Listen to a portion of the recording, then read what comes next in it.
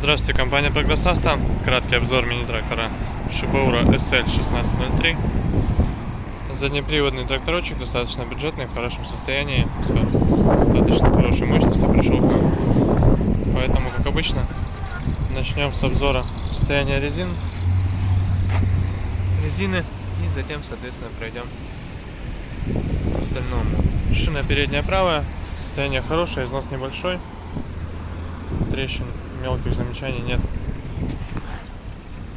Левая шина передняя то же самое, состояние достаточно хорошее, будет долго ездить еще. Шины задние,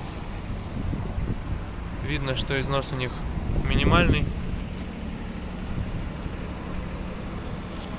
Левая шина без нареканий, без мелких трещин, износ,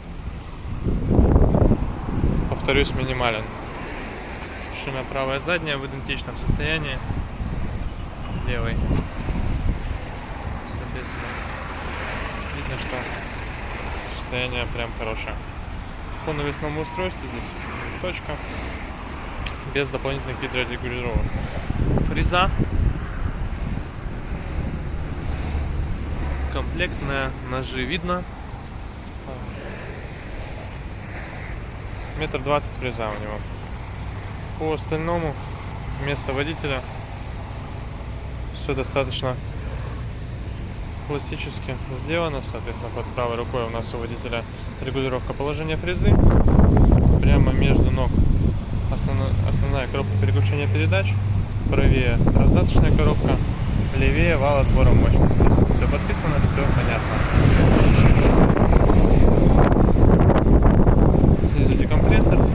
Есть прикуриватель, что забавно. Наработка 369 моточасов. Думаю, видно ее. По состоянию трактора понятно, что в принципе наработка совпадает, потому что, видно, трактор очень целенький. Вся лакокраска на месте. То есть все это в очень хорошем состоянии.